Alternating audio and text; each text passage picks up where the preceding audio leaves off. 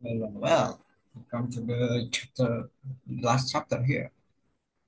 So, the chapter 12, writing and context of communication. As mentioned here, di dalam bentuk aktivitas komunikasi, baik secara lisan maupun tertulis, kita akan senantiasa bersinggungan dengan aktivitas penggunaan bahasa.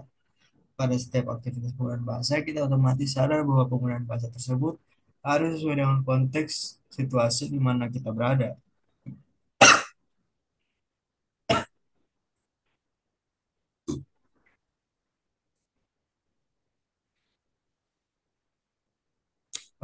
Sorry for that.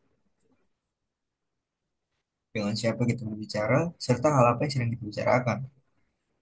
Dapat saya gambarkan di sini bahwa pada setiap aktivitas penggunaan bahasa sebagai sarana komunikasi, kita akan senantiasa bersinggungan dengan tiga faktor utama, place, people, dan thing of topic. Oh, sorry about that. Tiga faktor tersebut dikenal dengan where, speak, to who, and what to speak. Selanjutnya, tiga faktor akan saya katakan sebagai konteks komunikasi. Okay, we just gonna skip to the into pattern, just like we always do. Berikut ada beberapa tips praktis yang ada gunakan untuk menulis. Yang pertama, tujuan dari teks yang akan kita tulis. Dengan kata lain, communicative purpose. So, can I just gonna take a drink very quick? Oke, pertama, dengan kata lain, communicative purpose harus ditetapkan terlebih dahulu sebelum Anda mulai menulis. Apakah sebuah teks yang akan Anda buat nanti Anda maksud untuk bercerita semata, memberitahu, menjelaskan pendapat, merayu, mengundang, memberi deskripsi, menerapkan prosedur, atau yang lain? Tujuan akan menentukan jenis teks, genre yang Anda tulis. Genre teks dengan tujuan melamar akan pelamar pekerjaan akan berbeda lagi dengan genre teks yang bertujuan dengan mengundang interview. Demikian juga disebut genre yang merupakan suatu etika etika suatu jenis teks. Teks bisa berukuran relatif pendek, yaitu bisa terdiri dari 1 sampai 3 paragraf, atau bahkan bisa terdiri dari satu kalimat saja. Sebaliknya, teks bisa menjadi sangat panjang karena berupa suatu kumpulan dari sekian puluh atau ratus paragraf. Misalnya sebuah karya tulis yang berwujud buku bacaan, buku pelajaran, atau buku ilmiah, dan sebagainya. Teks yang harus Anda buat untuk model yang pertama harus menggunakan kalimat dalam bentuk past tense dengan kalimat deklaratif, sementara pada teks kedua Anda harus menggunakan lebih banyak kalimat perintah atau imperative sentence, serta kalimat dengan bentuk present tense. Contohnya, sebuah teks secara praktis jika dari genre di mana sebuah jenis teks dapat dikelompokkan, sebuah teks terpopuler dapat dikelompokkan dari salah satu teks berikut ini. Yang pertama, naratif narration. Jenis teks menceritakan suatu world event yaitu bisa bersifat informatif atau entertaining. Nama sebuah function bersifat memberikan informasi untuk menghibur. With writing follows event happening satu kejadian baik relatif atau fiktif. C. Grammatical pattern menggunakan subjek kalimat awal, menggunakan kalimat dalam bentuk past tense, menggunakan sequence markers first then after that etc. The generic structure, orientation, sequence of event, resolution, and coda. As we know that orientation is memperkenalkan, sequence of event berisi urutan kejadian, resolution berisi klimaks kejadian, dan coda adalah cooling down. Yang kedua ada bukan spoof, berisi kronologi kejadian atau ke kegiatan atau aktivitas yang dilakukan di waktu lalu. Pertama, resource function, menyusun kembali menceritakan kembali aktivitas atau pengalaman di masa lalu. Nomor fokusnya aktivitas atau experience. Grammatical patternnya menggunakan kalimat past tense, kata kerja dan predikat atau proses adalah action verb atau material proses. Generic structure-nya ada orientation, orientation, record of event, and reorientation. Yang ketiga, description. Berisi deskripsi atau deskripsi objek atau benda hidup atau mati, termasuk manusia dan hewan. Social functionnya memberikan deskripsi tentang ciri-ciri kondisi suatu objek, baik orang maupun benda dengan kata sifat atau adjective attributes. Writing fokusnya pendeskripsian tentang kualitas, kondisi, atau karakter suatu objek. Grammatical patternnya menggunakan kalimat simple tense atau past tense, menggunakan dengan kata kerja be atau have atau linking verbs seperti hook, look, seem, sound, taste, etc. Menggunakan kata sifat adjektif untuk menggambarkan kualitas atau kondisi objek. Generic structure-nya ada identification and description. Yang berikutnya information report. Berisi sajian informasi masa kini tentang suatu hal atau fakta yang didukung dengan sajian data, paparan karakteristik, serta pengelompokan atau traceability. Contoh pertama, ada social function. Social functionnya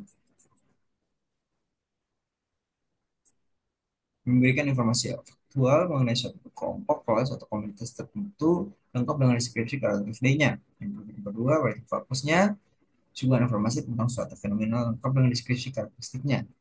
Grammatical pattern-nya penggunaan kalimat bentuk present tense atau past tense, penggunaan predikat dengan be, has, or have. Linear structure-nya title, general statement, description. Yang kelima, discussion, memberikan information or opinion tentang suatu isu hangat di masa kini yang kadang-kadang bersifat kontroversi.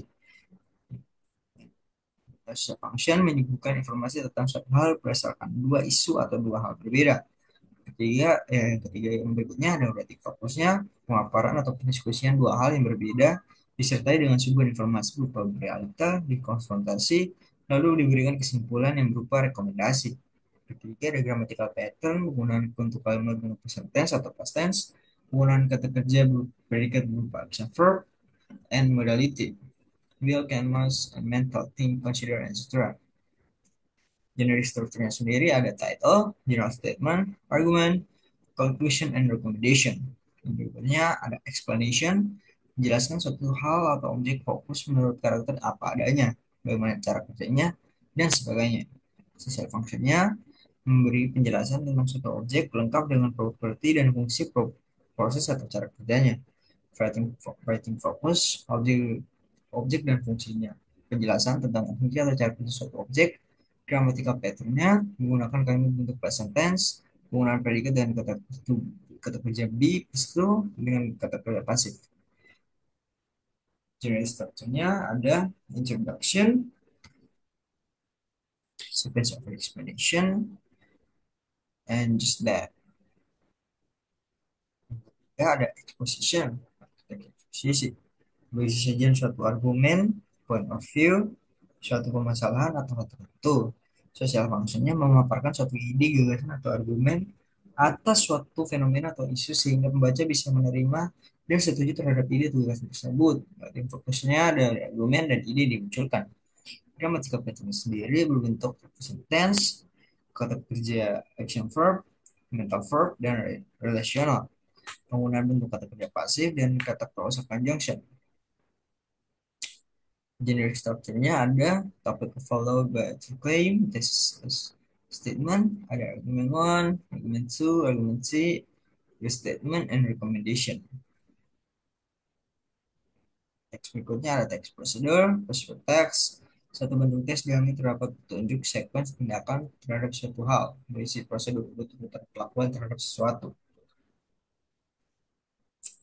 Shell function-nya menunjukkan langkah-langkah atau urutan kerja suatu hal. Berarti fokusnya penjelasan langkah-langkah yang harus dilakukan untuk menyelesaikan suatu pekerjaan. Grammatical pattern, penggunaan kalimat perintah, penggunaan sequence maker, dan general structure-nya adalah topic followed by statement proposed and materials needed followed by step to accomplish.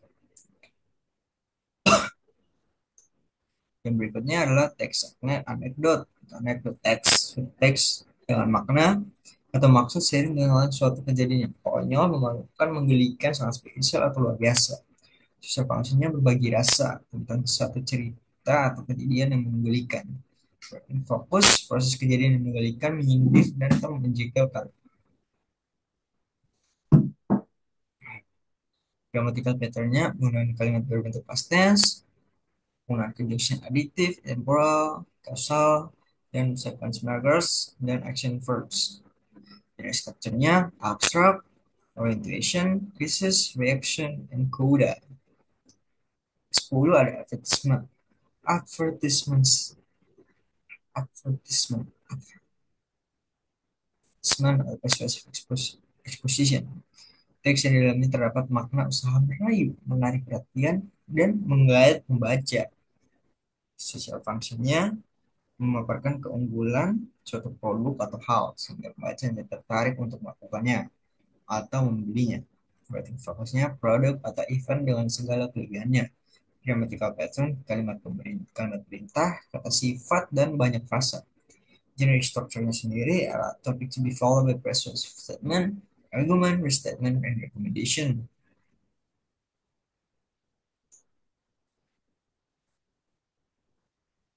Jenis teks yang telah dipaparkan pada kategori teks sesuai dengan genre yang secara umum diterima di atas tidaklah bersifat mutlak dan berdiri secara terpisah. Tidak ada suatu bentuk teks yang hanya dikategorikan dengan genre teks, misalnya prosedur semata, karena dalam teks tersebut bisa juga tergantung explanation, exposition, atau bahkan narration. Maksud pengkategorian di atas teks di atas adalah semata-mata untuk membantu Anda menciptakan image di kepala Anda saat Anda harus menulis. Pahaminya genre dari masing-masing jenis teks tersebut memungkinkan Anda untuk lebih mengetahui bahwa di dalam sebuah teks terdapat tata krama, etika, dan perilaku sopan santun. Yang B, step 2, pilihlah topik atau penilaian ingin Anda tulis. Jika ingin beberapa kejadian yang ada pada 1 bulan yang lalu, bukan Anda dapat menentukan satu topik saja. Anda pasti memiliki beberapa hal menarik yang telah Anda lakukan pada 1 bulan terakhir ini.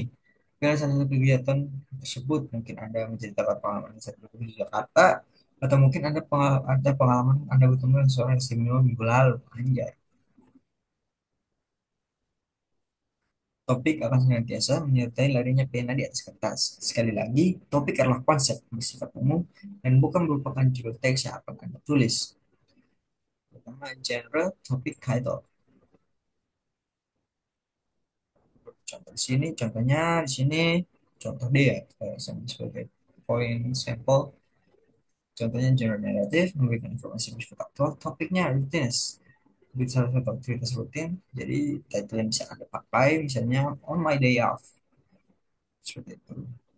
Ketiga, ingatlah, writing proofs, pilih dan penggunaan setting pattern secara tepat. Sebelum mulai penulisan, selain terlebih dahulu sudah memahami konsep sentence patterns, sebelum menjelaskan pada beberapa clue di depan, Anda sudah memahami konsep classes, clauses, verb patterns, dan conjunctions. Setelah Anda bisa mengidentifikasi dari topik dan mulai menulis, ingatlah bahwa senantiasa bahwa kalimat yang Anda tulis harus benar secara gramatikal, secara structure, dan senantiasa berkiblat pada aturan tata bahasa yang berlaku, sebagaimana satu tuangkan dalam 11 clues dalam buku ini.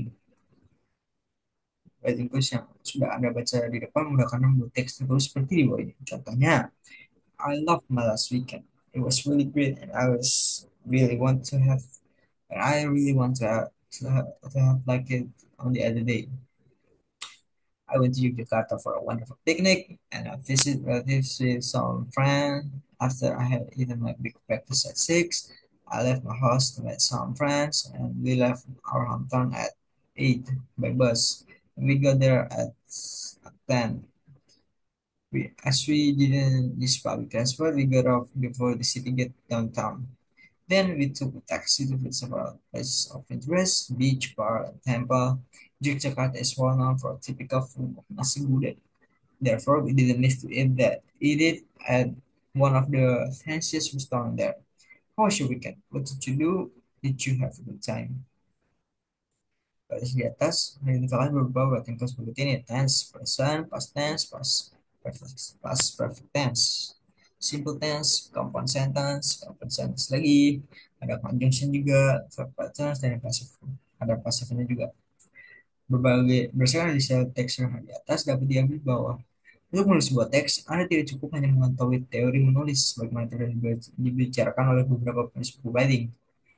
Pengetahuan yang lebih utama adalah penguasaan writing tools sebagaimana telah dijelaskan dalam buku ini. Oleh karena itu, sebagus apapun penguasaan writing theory, jika Anda tidak menguasai writing tools, Anda tidak paham bagaimana menulis kalimat yang benar, tidak menguasai tenses, tidak paham dengan affixing dan sebagainya, jadi sebagus apapun di kepala Anda tidak mungkin dapat dituangkan di dalam serangkaian kata dengan benar.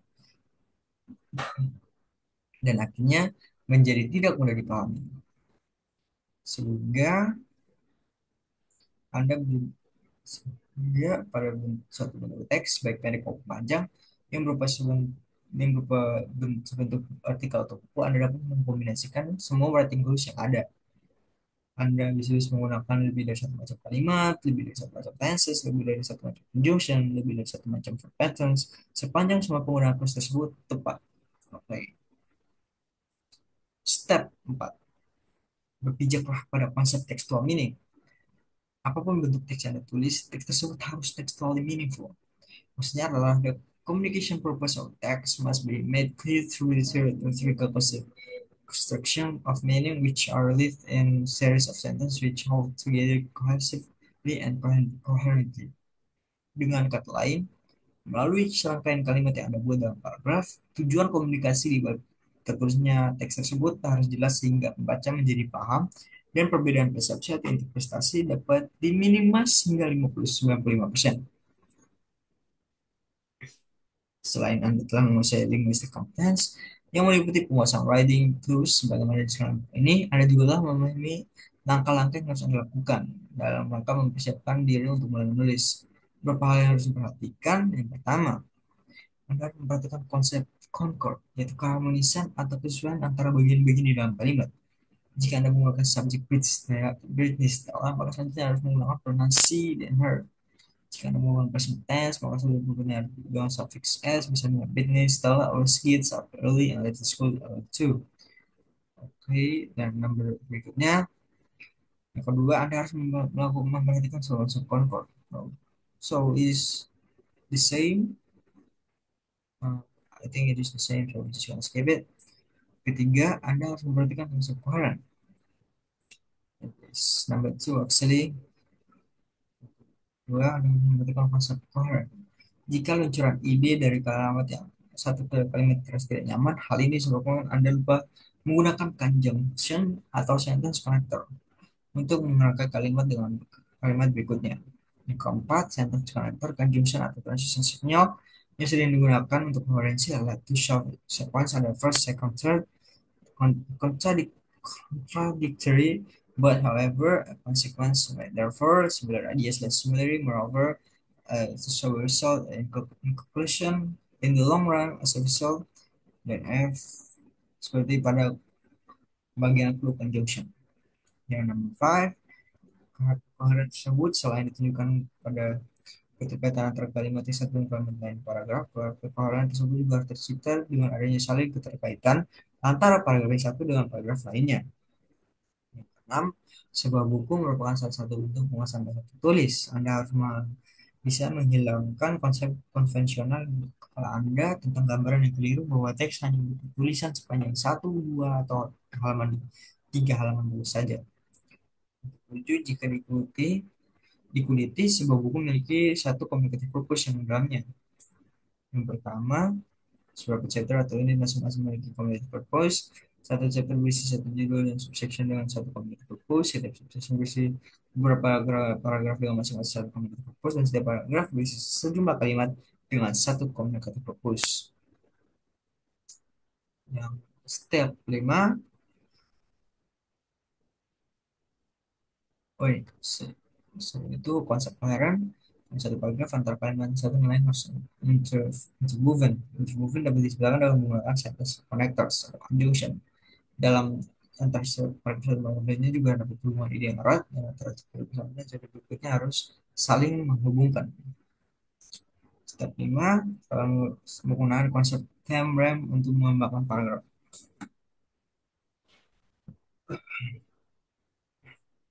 Setelah Anda memahami konsep kohesif dan koheren, untuk memudahkan Anda mengembangkan kalimat-kalimat menjadi paragraf yang saling berkesinambungan, Anda perlu berpegang pada konsep DMRAM. Konsep tersebut juga berfungsi menjaga agar teks yang Anda tulis tetap koheren, sehingga para pembaca mengetahui di mana Anda sedang berada dan kemana saja mereka harus berlari saat mereka membaca tulisan Anda. Contohnya di sini,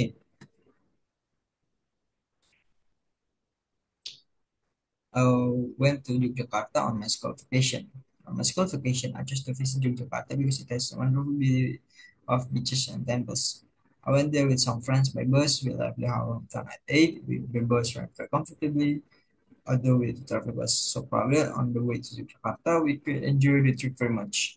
Although the weather is not enough, it was hot enough, we could enjoy the comfort of the bus because it is facilitated with air conditioner.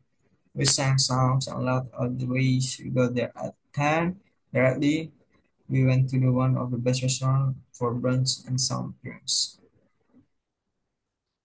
Jika teksnya seperti kupas, dapat terlihat jelas bagian remnya. Seperti I, remnya menuju Jakarta, and etc. Here, you can see that here. Okay, so menulis juga merupakan seni, merangkai dan mengembangkan munculan ide. Gagasan atau pesan antara kalimat satu dan kalimat lainnya diibaratkan sebagai pohon. Anda tidak cukup meninggikan batang saja, pada jika Anda merasa segera merasa capek. Pohon yang hanya berupa sebuah batang saja, meskipun menjulang tinggi, akan terasa membosankan jika dilihat. Anda perlu menemukan beberapa cabang, di banyak tempat sudah batang, dan lalu dari cabang-cabang tersebut Anda tumbuhkan. Anda perlu menemukan ranting, setelah ranting itu tercipta menemukan adik rantingnya, lalu setelah ambil daun, bunga, buah, dan sebagainya. Oke, berikut adalah contoh teks dengan genre anekdot dan fungsinya sebagai share account emotional experience. Okay, the example here. An embracing day, of course, like always. On my day off, I went downtown to do some shopping with some friends. We went to one of the best shopping center, and I bought some clothes and school bag. It was very crowded that day because it was the beginning of the school year. School students were going there for some school supplies. I spent around 400,000 rupiah for my clothes and bag. My friends bought some clothes and shoes, but I didn't know how much they had spent for them. After 10 minutes of standing in line to pay for our clothes, bag, and shoes, and we left the bus and went to a restaurant for lunch. I promised to treat them today. We ordered our lunch and ice cream for the dessert. The food was delicious and the ice cream was really nice. Unfortunately, I was surprised after the waiter gave us the check. I found that I didn't have enough money left in my wallet for the check. It was so embarrassing that I had to ask my friend to pay for some of the check.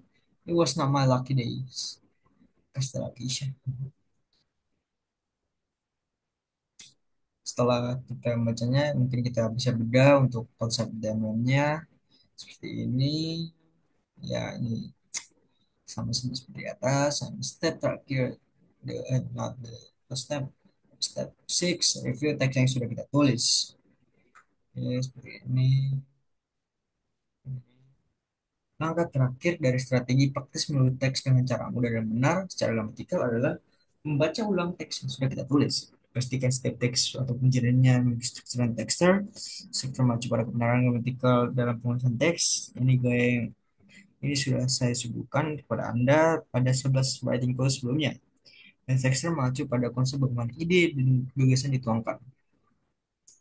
Pada step review ini, dalam esensi struktur, Anda, selain Anda harus mengecek ulang kebenaran gambar, yang meliputi semua permasalahan kalimat dengan sebagaimana elemennya, sebagaimana telah dipaparkan pada dalam 11 kuliah depan, Anda kembali melihat tingkat kualitas kohesi dan koherensi pada setiap teks yang Anda tulis.